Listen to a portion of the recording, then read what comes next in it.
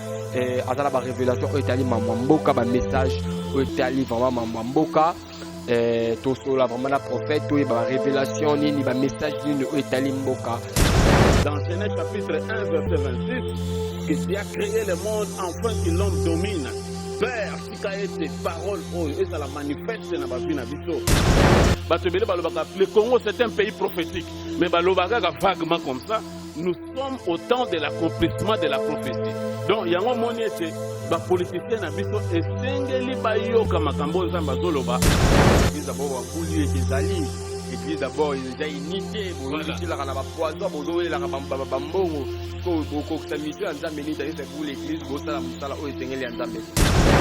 Il faut démonstration et la puissance de l'église. Au moment de Moïse faut pousser Pharaon à libérer Israël.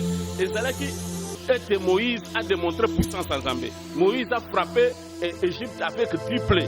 À ça, les démonstrations, surtout, au Zambie, pour pousser Pharaon à libérer le peuple. Il y a un Zambie qui ne peut pas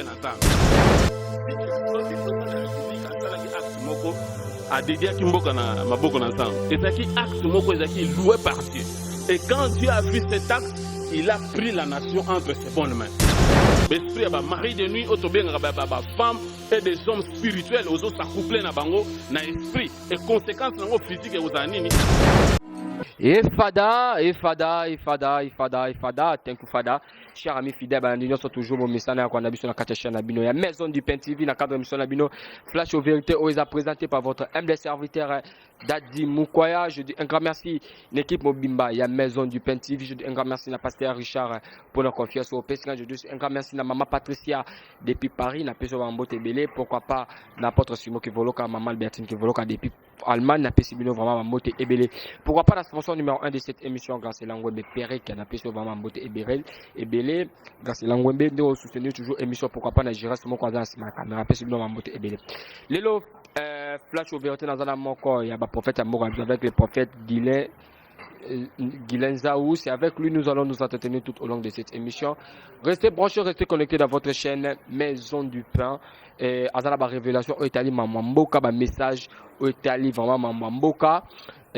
Tosola vraiment la prophète ou ba révélation nini ba message nini au Italie mboka na fin de l'année oyo na 4 mois au mois de mai on nzamba bombeli RDC nini parce qu'il y a le la mimi mamotali toujours mboka ba révélation sur les pays ba révélation sur la nation. L'ancien na gérer mon croisant sur ma caméra fond caméra pour inviter na ram kwa lelo. Bonjour l'homme de Dieu. Bonjour papa Dadi. Bonjour na bande ko nyonso bazolanda biso. Yesu Christu apambola biso nyonso partout dans le monde bisika bozwami. Ok, merci vraiment l'homme de Dieu. Habitude toujours commence par la prière. On ne peut pas commencer cette émission chrétienne. Quelques minutes par rapport à abonner au l'occasion en ce moment. Père éternel, nous te disons merci. Dans le moment où Pesibiso, toi qui es le grand Dieu, le redoutable éternel, le Dieu qui existe par lui-même. Dieu qui est le commencement et la fin de toutes choses. Dieu qui connaît la fin d'une personne avant que la personne naisse. Père, tu t'es mis awa pour te toloba de ta part. Comme il est écrit, c'est poussé par le Saint-Esprit que les hommes ont parlé de la part du Seigneur. Pousse-nous à parler de ta part pour l'édification de ton peuple. Et nous vivons dans les lieux célestes en Jésus-Christ notre Seigneur. Père, tu nous as recommandé, comme était toujours ton souhait, dans Genèse chapitre 1, verset 26, que tu as créé le monde afin que l'homme domine. Père, tu as été parole, et ça la manifeste dans ma vie, na biso. Création mobimba et obéir na biso na moment oyo ne konyon so azolanda biso et ça la partage pour naye mulimo santu azala permanent na bandako na bino nyonso bokolanda biso bo pambolama na nguya ko uta na Nzambe na kombo na Yesu azali mokonzi to azali mobiksi na biso amen. Amen. Merci vraiment l'homme de Dieu. OK, l'homme de Dieu to kota par rapport il y a un message au vu que l'obéla mimi mamboka mamotali nation aux prophètes à la nation l'obéla mimi mamotali mboka et ça est vraiment mikolo belé que aux hommes na suna ba etando na bisoté zaki d'abord dira chaque quoi avant la tikolo mpisa d'abord ba message zaki dira chaque quoi kobunga na yo na kati ya chaîne na biso. Donc kobunga na biso mingi tozana na ba prière tozana ba concentration parce que la mission que Dieu nous a donnée ezosenga beaucoup de concentration koyoka nzambe makasi pona komema quelque chose oyo epai na nzambe. Donc toza na ba prière, na ba jeûne, na ba retraite vraiment na kati ya kolukelongi na nzambe parce que nzambe aza na makambo ya sika lingo sala. Donc on ne peut pas apparaître tout moment na ba médias parce que quand nous apparaîtrons comme ça, eza pona orienter toute une nation. Alors il faut prendre le temps ya koyoka nzambe, prendre le temps ya ko ressourcer aussi la puissance du Saint-Esprit. Pourtant, le peuple nzambe va bénéficier de quelque chose. Oh, écoute, pas nzambe, papa journaliste. Okay, merci vraiment, l'homme de Dieu. Tu as un message nini. Oh, mais les nations, nzamba lobini pour na mboka na biso RDC. Bon, message clé. Ton mission nzamba pesibiso. Ezali yako même peuple congolais. Nako attendre royaume ya Jésus-Christ oyo ezakoya na kati na mboka na biso. Alors, message wana, to mission wana nzamba pesi biso globalement ezali na kati na Ésaïe 18 du 1er au 3e verset et puis au kiti na 7e verset. Place wana kokuta makambo ya sika nzamba lingo sa na mboka na biso na Matthieu 21:43 okuta parabole ya vigneron. Bisika o Yesu Kristo azoloba nzamba tindaki ba prophète ba bomi bango. Atindi basali na ye babomi bango na elanga ya vigneron aye kotinda mwana na ye moko bazwi babomi ye.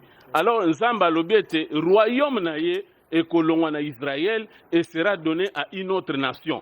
Alors nation o nzamba poni pour manifester sa gloire dans tango ya suka et pour apporter l'évangile dans le monde entier, c'est la République démocratique du Congo. Ah, l'homme de la nation Onzamba Poni et la République démocratique du Congo. Voilà. Donc, oyoka batu balobaka mission prophétique ou bien batu bele balobaka. Le Congo c'est un pays prophétique, mais balobaka vaguement comme ça.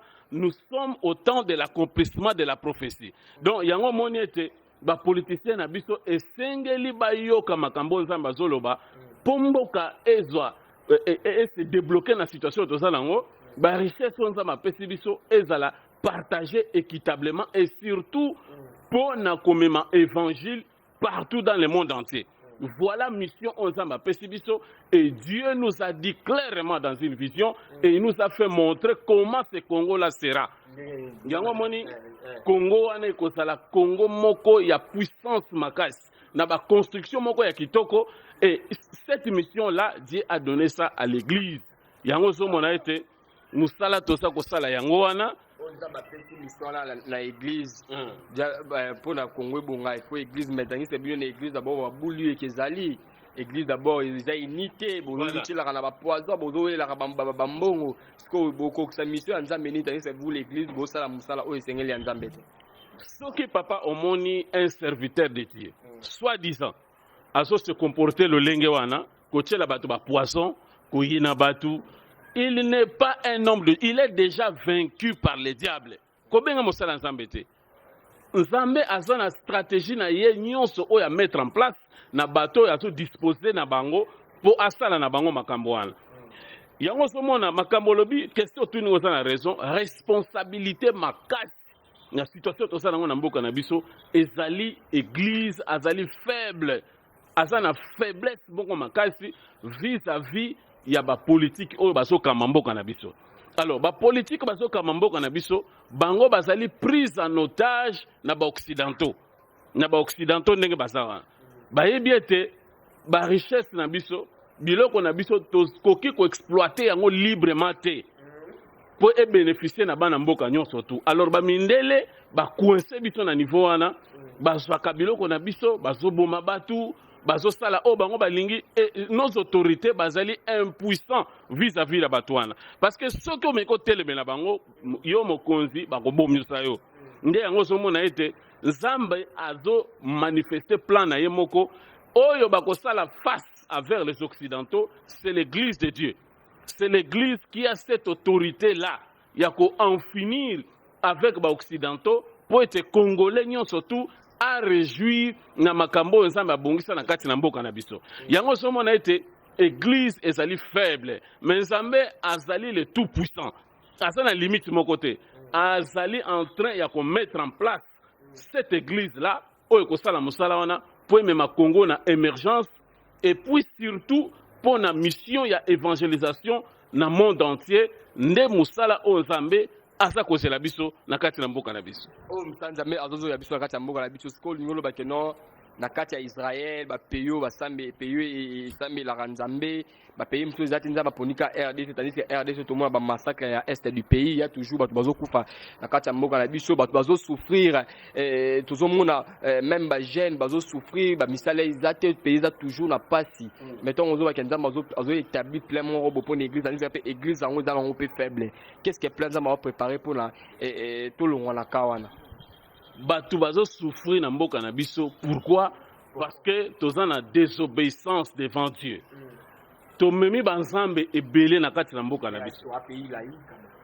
toza pays laïque bien sûr selon constitution mais selon Dieu nzambe azomona biso na constitution wana te nzambe azomona biso constitution wana ezali na impact moko te Congo eza nation ezali choisie par Dieu et c'est l'église que Dieu a choisi qui doit démontrer la puissance de Dieu pour imposer sikoyo o ezali ete pays na biso ezali pays chrétien yango moi na loba que église eza faible alors il faut démonstration et la puissance de l'église au moins Moïse pour a pousser Pharaon à libérer Israël ezalaki ete Moïse a démontré puissance en Zambé Moïse a frappé Égypte avec 10 plaies asali démonstration nyonso tout oyo Nzambe akoki kosala pour pousser Pharaon asala nini a libérer peuple ya Nzambe bakene kosalela Nzambe et yango nde eloko Nzambe azali kosenga na biso peuple congolais na bakonzi mboka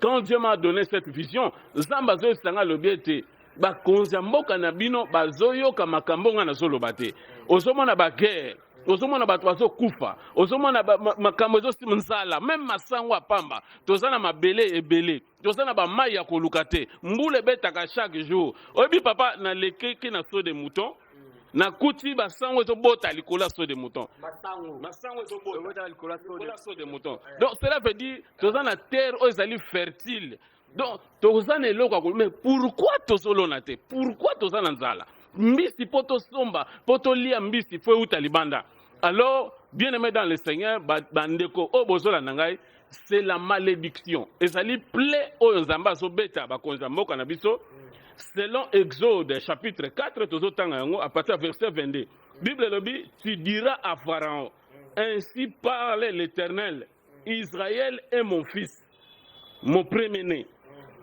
je te dis laisse aller mon fils pour qu'il me serve si tu refuses de le laisser aller voici je ferai périr ton fils ton premier-né voilà. Alors awa Nzambe azosenga na Pharaon alobi libérer mon premier fils mon premier fils na ezali ni ezali Israël alobi libérer ba fils na ngai ba kende ko salela ngai lelo deuxième fils né de Dieu c'est la RDC interpellation nazobsa c'est la RDC c'est le deuxième fils né de Dieu voilà alors Nzambe azosenga na ba autorité bo libérer ba congolais ba kende ko salela Nzambe yango somona ete quand le président de la République actuelle a pris le pouvoir en 2018 Nzambe azotalisanga na désert l'ancien président Joseph Kabila zoleka na désert alekiti aki asilisi na komona président na biso actuel aye koleka na même zela et Dieu m'a dit quoi abi omoni nenga zoleka wana akotika la kopesa Congo et Sengote je dis ça dans d'autres chaînes na ba chaîne locale président au hasard actuel président Fachi akotika la kopesa Congo et Sengo na dimension oyo congolais azosila yango te akosala oyo akokosala aza pe na bonne foi ya à faire avancer des choses mais le Congo c'est un pays de Dieu sans la vision de Dieu akoko gouverner on a vision na été donc akosa toujours limité yango moni pourquoi Nzambe asenga ndengwana aza na bonne foi sala mais quand il a commencé le mandat ba kroka jambe bandi babandi ko combattre ba rébellion et bandi bitumba et bandi bato babandi ko kufa abandi ko sa voyager kenda il passe tout son temps ya ko régler situation ya guerre et na awa na kati politique ça ne marche pas nzala yango somona toza na situation oyo quelqu'un peut venir là na ba idée na ba intention nyonso aza nango pour pousser mboka de l'avant souwe na ye moko pesa kibongo a changer mboka oyo mais na makasi na ye akoka kosala yango te donc yango somona ete Nzambe azoloba na biso était ça l'application de la vision de Dieu. Et Pharaon était têtu. Pharaon a dit têtu à boya qui libérer le peuple israélien. Yango même qui na kufa.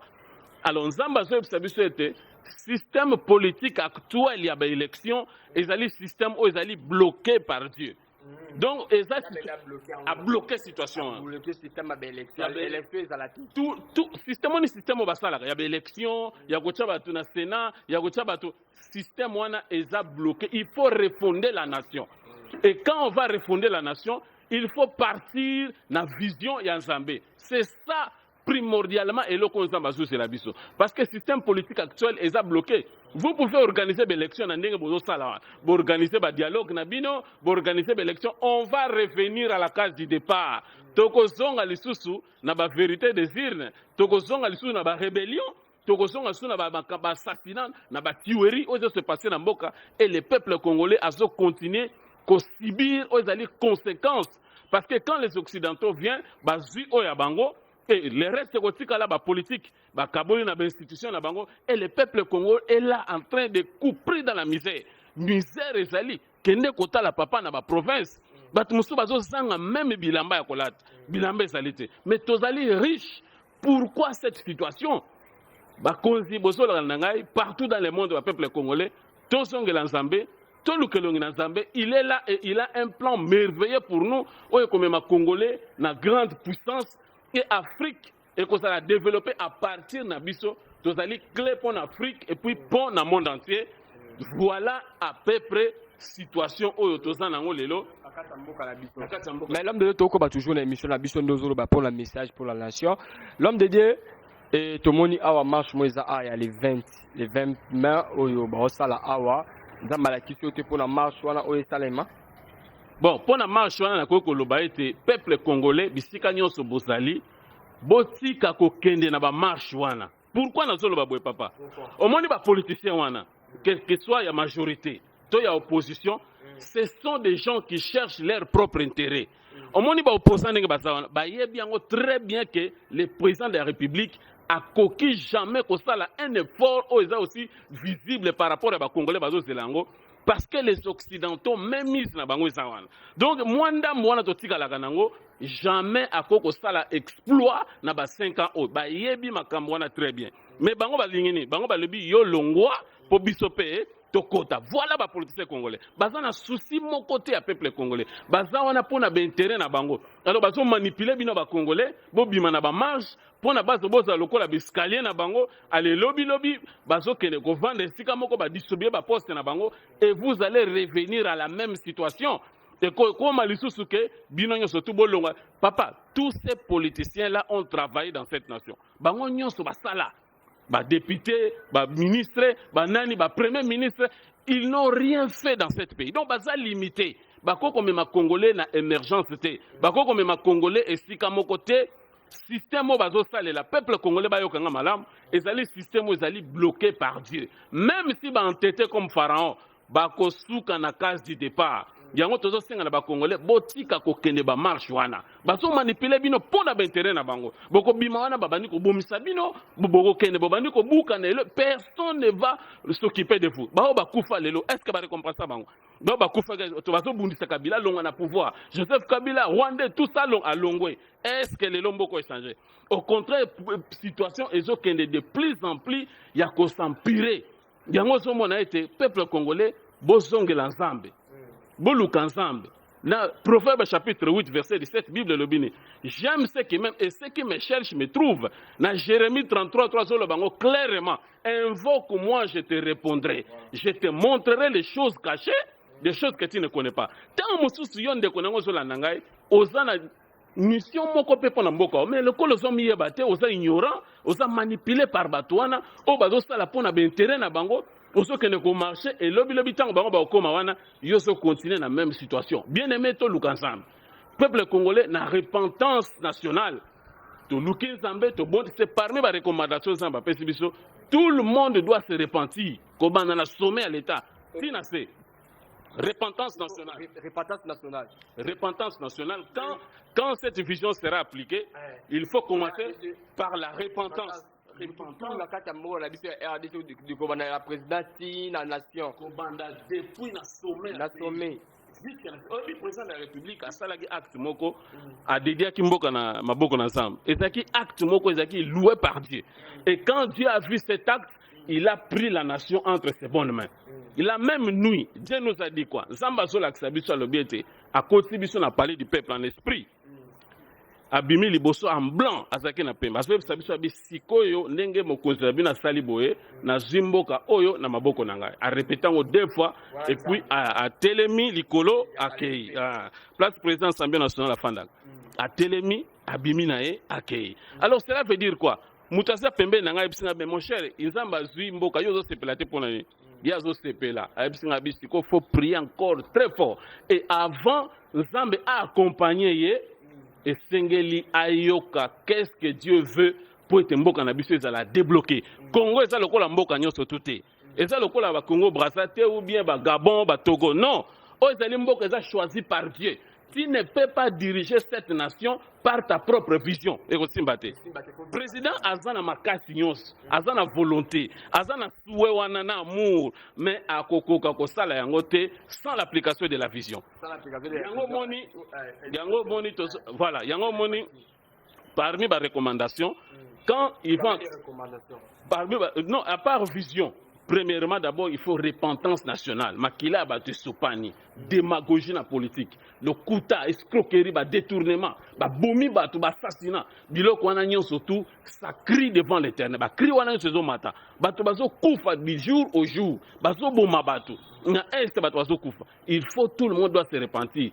Quand cette vision sera appliquée, yango moné te ba konzina biso et sengeli bozala alerter parce qu'il y a des choses qui vont arriver. Et si vous entêtez comme Pharaon, Pharaon tout cas qui va puis na main rouge. Na batuna nyon surtout, ba main rouge zipi bango, bakei na bango. OK, voilà l'homme de Dieu et notre kayo quelques minutes pour nous faire la message oyaki na ngopo na bana Nzambe et na mamunyo so bi que non RDC faut repentance. Il faut toujours bon la mutema mais par rapport mutuna nga suki za vanatike la yo o pesa bana Nzambe message yaki oya na biso par rapport ya mam o s'est passé na kati ya France na moni bandimi ba mariage ba homosexuel bazo soutenir en na France ils autorisé moi na moi ba ko bana mibali na mibali ba koki ko bana et puis ba chesi na ba comme ya arc-en-ciel o ba obligé tous les joueurs alors là ta voireuse il faut azana logo ya arc-en-ciel. Par là, est-ce que l'activation à Côte d'Ivoire na biso pe et y aura su un jour maman ne se passer na carte RDC? Bon, na carte na mboka na biso biloko wane ko simba te pourquoi? Parce que oza mboka Nzambe. Oza mboka Nzambe. France est une nation comme tout le monde. Ezali nation parmi pe ba nation o Nzambe a créé. Mais Congo ezali église o Nzambe a sélectionné pour porter évangile et pour démontrer qu'il y a un Dieu créateur des cieux et de la terre qui a créé tout ce monde. Parce que les loba Nzambe ba comme belé. Oyoka koto Nzambe moko na ba Congo. Oyoka quelque part kuna Nzambe moko saka kuna. Donc toutes ces choses là. Yango moni Nzambe alingi a fait démontrer puissance dans le monde entier qu'il y a un Dieu puissant, tout puissant qui a créé les cieux et la terre. Alors, omoni batu wana, ba occidentaux wana, ba président wana ba France, na ba biloko wana bazo sala. Omoni parmi les 4 puissances où Satan a détruit sakanango mokili, a détruit sa famille, a détruit sa nation, et ça lit l'esprit de religion, idolâtrie, sorcellerie et l'immoralité sexuelle. Et là, c'est ce qu'on appelle légalisation de l'immoralité sexuelle. Na katona okuta ba pédérasme, okuta ba impudicité, okuta ba pratique moko occulte ya sexe. Moi sina mobali bazo, moi sina mwasi ba balani, mobali na mobali ba balani. Et cette histoire-là, c'est pour souiller la nation. Et c'est pour imposer la puissance diabolique. Nakati, na mboka wana. Yango somo na ba recommander bango arc-en-ciel. Pourquoi? C'est pour signifier l'alliance. Alliance na bango na Satan. Yango moni bache arc-en-ciel. Parce que arc-en-ciel signifie signe alliance. Ndenge zamba salaka na Noé. Yango moni ete bango bazui signe arc-en-ciel. Ponako sceller alliance na bango na Satan. Par rapport à la loi wana ba uti ko voter et il y a cacophonie, désordre, yango moni immoralité sexuelle et ça légalisé na kati na mboka pona komema nini désolation Alors cette immoralité wana ekosala nini ekomema ba maladie ba esprit ya ba femme de nuit ba esprit ya ba mari de nuit otobengaka ba femme et des hommes spirituels ozo s'accoupler na bango na esprit et conséquence nango physique ekozala nini ba maladie conséquence nango ekozala pauvreté okobala okena libala mabota eza te okokota na kati ya libala ba cauchemar et Satan le diable a pris azui espace na ye pour na régner pour na dominer et comment on a été influence on est bana okota muke pour na ravager mais heureusement aussi que Dieu a aussi ses forgerons pour na kosana nini koya ko ravager babiloko wana na kati na mokili. Voilà, merci vraiment nous il y a biso l'homme de Dieu na article pour quelques minutes pour le message au même le peuple de Dieu. Mais dans un message moko pour na je crois ils ont deux messages mais na moni message yango na pesa ki yango quelque part na moni ba réaction ba niko ça parce que le premier message nzamba tali singane nazo tout na nzambe na bien mais pourquoi ba armée belé ba tondi na mboka na biso ba soudanais ba ougandais ba tondi na ba se concentrer na kwa moko bo nzamba so singane lobby. Et toutes ces armées-là, ils ont même insécurité dans la mboka na bino. Et zamba yeko la kisanga vision moko na caserne, isika ba bomba ba arme na biso. Basika ba arme na biso, il y avait pratiquement rien de spécial. Na kati bisika ba bomba arme. Et loko spécial na kati ezala kité. J'ai donné ce message et na moni réaction quand même. Bon, ceux qui ba ko sala yango ko sala bien parce que na moni vice premier ministre et la défense à Keneko visiter sur l'Indonésie, bisika ba fabriquer ba armes. S'ils vont acheter, c'est une bonne chose parce que caserne na biso moyen to le bango na français zate monde landangote, ce sont nos secrets à nous. Ezana eloko moko spécial na quantité. Nos autorités prenaient toutes les dispositions. Alors, deuxième message, ezali était na moni pe président outi Brazzaville avant Kende, na moni ni nazomona relation na biso na Congo Brazzaville et koti un peu et perdre moi sens na yango.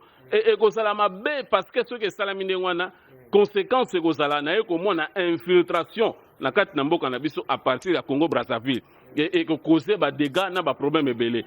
Alors mokonza mboka na biso ceux qui ba service te ba kolanda biso ba aner ba tunyo surtout ba yebisanza ba mokonza mboka il faut renforcer ba relation na Congo Brazzaville et puis sécuriser la nation parce que notre nation est au courir makambo ebele surtout na période tozo ke na élection. Makambu oyo nzamba zo la biso eza en danger bazo ba disposition surtout qu'on veille aussi na nation pourquoi parce que eza na bato bazo linga ba boto la mboka oyo et nzambe aza na ba sentinelle na yo bazo kenge la nation kuna kote échappatoire ezate bazo kenge la nation na il faut être basa l'attention na bato bazo changer nationalité bazo linga ba koma ba congolais même ba libanais bato nyonso ba posa pembe wana. Objectif na bango ezali ba boto la biso mboka na biso. Alors il faut faire très attention na biloko yo parce que j'ai vu un désordre na kati na mboka na biso, désordre batwazo kima insécurité totale, l'armée na la police bazaki sous na capacité ya ko maîtriser batute ba bandi ko so ba instrument ba machette va pesa population pour ba défendre mboka. Donc c'est à vous de prendre toutes les dispositions pour sécuriser la nation.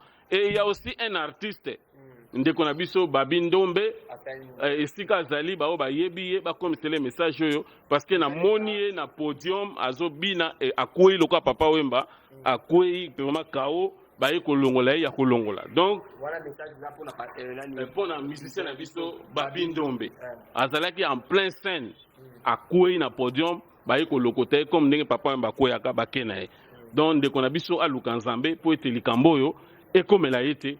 Et ce qui est aux occasions comme on a personnellement, on va le dire parce que tous les cas pe bande comme sous ya ba musique tout ba message na bango pour te pesa bango. Voilà moi une message de 5 minutes il y a un message je vais faire dire. 5 minutes bien aimé dans le Seigneur, tous dans le livre de Zacharie chapitre 1 à partir du 18e jusqu'au 21e verset. Bien aimé dans le Seigneur, la Bible zo banabiso. J'ai levé les yeux et j'ai regardé. Et voici, il y avait 4 cornes. J'ai dit à l'ange qui parlait avec moi, qu'est-ce que ces cornes? Et il me dit, ce sont les cornes qui ont dispersé Juda, Israël et Jérusalem. L'Éternel me fit voir 4 forgerons. Et j'ai dit, que viennent-ils faire? Et il me dit, ce sont les cornes qui ont dispersé Juda, tellement que l'île ne levait la tête, et ces forgerons sont venus pour les effrayer et pour abattre les cornes des nations qui ont levé la corne contre les pays de Juda, afin d'en disperser les habitants. Alors, bien aimé dans le Seigneur, Nazui texte au Ponani, pour symboliser, il y a 4 puissances où Satan a utilisé pour détruire la vie, pour détruire la nation, la famille, l'avenir même. Des 4 cornes, il y a un texte à Zacharie chapitre 1 à partir de 18 jusqu'au 21. Alors, parmi ces 4 cornes, on a bien aimé dans le Seigneur, il y a l'immoralité sexuelle, il y a l'idolâtrie, la sorcellerie et l'esprit de religion. Biloko en a 4. Et Dieu aussi a envoyé les 4 forgerons qui sont les 4 dimensions d'une église prophétique pour anéantir ces cornes-là. Alors, bien aimé dans le Seigneur, comment ces choses opèrent? Bakindoki wana to 4 cornes wana esopéraka ndenge nini? Esopéraka na Jean 10:10. Rôle na bango bayaka pour dérober, égorger et détruire. Via batu ezali détruit à partir de 4 puissances wana. Yango komona ete na famille moko ezana ba homme fort, batu moko boye ba hériter même sorcellerie, ba hériter même kindoki à partir de ancêtre na bango pour envoûter et détruire l'avenir des gens. Alors, bien aimé dans le Seigneur, oko remarquer ndeko moko au botami au koli na ba âge moko boye e bandi ko pousser yo o bana ko commettre ce qu'on appelle l'immoralité sexuelle. Au bandi ko coucher na mobali to na mwasi avant le mariage.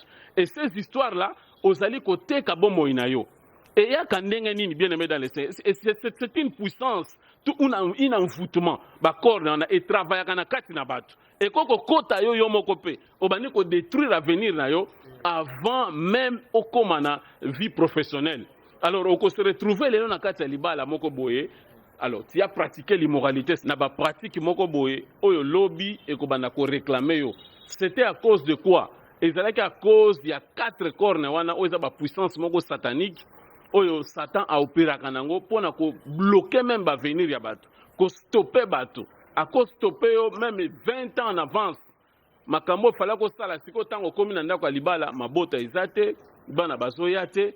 Or, obosani ete na bu jeunesse au bandek des gens ba pratique ba avortement, ya ba immoralité, tant mususu au sala avortement na batu ou bien moi si moko akena ko s'avorter quelque part à cause ya ba corne wana bien aimé dans le Seigneur. Et ces cornes là opèrent à partir ya ba famille o ya biso moko. Il y a ce qu'on appelle les hommes forts, bato batika na héritage moko diabolique. Pour na ko bebisa ko bloquer ba venir ya bato ko bebisa makama bato. Aucun ne voyager même partout dans le monde entier. Mais ces esprits là vont commencer à te réclamer. Il y a un moment Éphésiens chapitre 6 verset 12. Bible dit nous ne luttons pas contre la chair et le sang, mais nous luttons contre les esprits méchants, contre les principautés, contre les princes de ce monde des ténèbres. Cela veut dire que bitumba eza ya musuni na makilate eza ya molimo. Et ces esprits là tant qu'ozana nous lier na bango, ils vont te contrôler et ils vont commencer à détruire ta vie. Même il y a qu'à pousser yo moko, il y a qu'à commettre un crime contre ta propre vie. Bien aimé dans le Seigneur, Babylone kwana e opéraka comment? Dans Matthieu, dans Luc chapitre 22, ce que tu as parti à verset 2 jusqu'à verset 3, au moment les principaux sacrificateurs et les scribes cherchaient les moyens de faire mourir Jésus, car ils craignaient le peuple. Or, Satan entra dans Judas, surnommé Iscariote, qui était du nombre de 12. Donc Satan a côté na kati ya Judas. Cela veut dire quoi? C'est l'envoûtement. Corne wana po opérer, il faut kota na kati ya moto. Et côté na kati ya Judas, pour Judas soit moyen, ya kokende kote ka Jésus, Judas o azaki proche ya Seigneur Jésus-Christ. Yango bien aimé, tala même entourage, otambolaka na banani, omenaka fino na nani, ba secret no o kabolaka yango na nani. Pour être à la porte pour nous détruire bien aimé dans le Seigneur. Alors, parmi ces 4 puissances, ce qu'on appelle l'immoralité sexuelle, parce que télévision c'est le temps, et à la prochaine fois, la sorcellerie, l'esprit de religion et l'idolâtrie. Alors, na kati na bilo qu'on a bien aimé dans le Seigneur, tant qu'on pratique l'immoralité, ça fait appel aux esprits. Na moi oza ko s'accoupler na mutu to na mwasi to mobali obala nite na butu to na molimo ba esprit pe eza ko s'accoupler na yo à partir ya nini ya ba porte oyo oza ya ko fungola yango yomoko bien-aimé dans le Seigneur. Alors la Bible nous dit recherchez la paix avec tous et la sanctification sans laquelle personne ne verra le Seigneur. Pour voir la main de Dieu dans ta vie, il faut la paix avec tous et la sanctification. Comment on a été dans la repentance, dans ma bonne délit, et le Seigneur va te délivrer.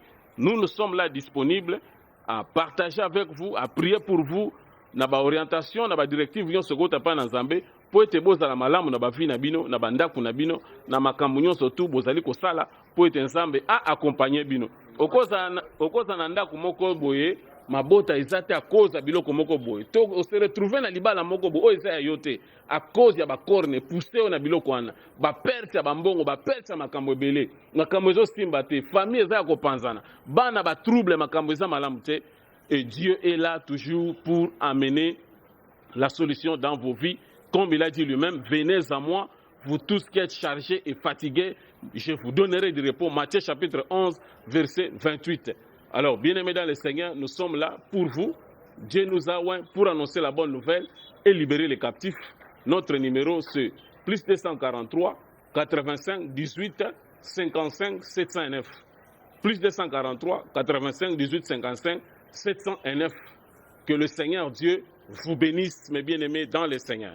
Voilà, chers amis fidèles, nous sommes arrivés à la fin de notre émission. C'était votre humble serviteur Daddy Mukwaya. Je dis un grand merci à maman Patricia pour notre confiance au Seigneur. Je dis un grand merci à Jiras Moukada qui n'a pas la caméra. Pourquoi pas sponsor numéro 1 de cette émission, grâce à Langwembe. C'est toujours le Banasuka émission. Bafwa, Bachala, vite ami Colin. On se retrouve à la prochaine. Bye bye.